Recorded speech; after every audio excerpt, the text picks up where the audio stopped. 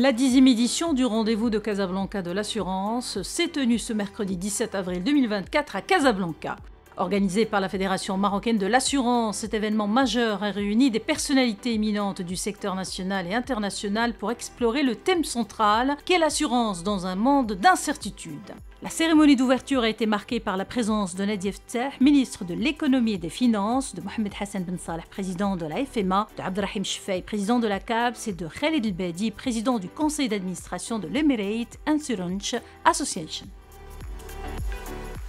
Le thème choisi concerne, on va dire, les nombreuses incertitudes que connaît le monde, que connaît notre pays, des incertitudes sur le plan climatique, géopolitique, sur la cybersécurité. Ce qui est très important, c'est que notre pays bénéficie d'un secteur d'assurance qui est fort, un secteur d'assurance qui est à l'écoute des innovations, qui est ouvert sur le monde pour apporter des solutions nouvelles, des solutions innovantes qui vont permettre, aux côtés des pouvoirs publics et des politiques publiques, apporter des solutions aux citoyens marocains, aux agriculteurs marocains, aux entreprises marocaines pour, on va dire, s'adapter à ce monde qui est changeant et plein d'incertitudes, mais également d'opportunités. Nous les félicitons également d'avoir ouvert cette discussion avec des partenaires de plus de 45 pays. Donc c'est autour de ces échanges, parce que les problématiques sont universelles et le monde entier essaye de leur trouver des solutions.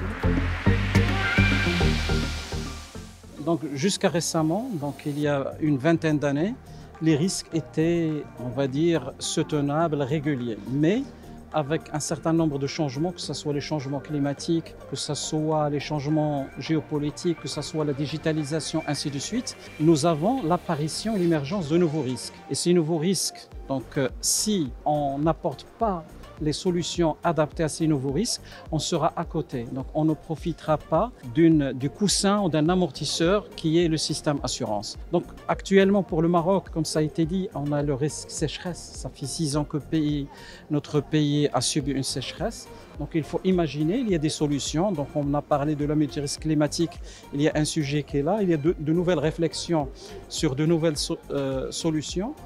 Il y a les problèmes liés aussi à la digitalisation, donc les cyber risks. Donc il faut sécuriser et donner des assurances sur ça. Et nous avons aussi tout ce qui est événements catastrophiques, et on l'a vu dans le sinistre d'El Haouz. Et on n'est pas à l'abri aussi des événements qui sont des inondations et autres.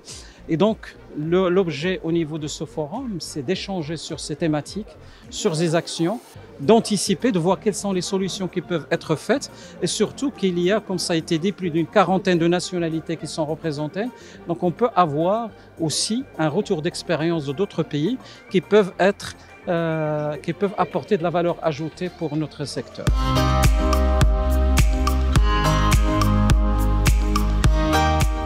La 10e édition est toujours importante pour ce type d'événement. C'est un anniversaire important. On a choisi un sujet qui est très large. C'est quelle assurance dans un monde d'incertitude.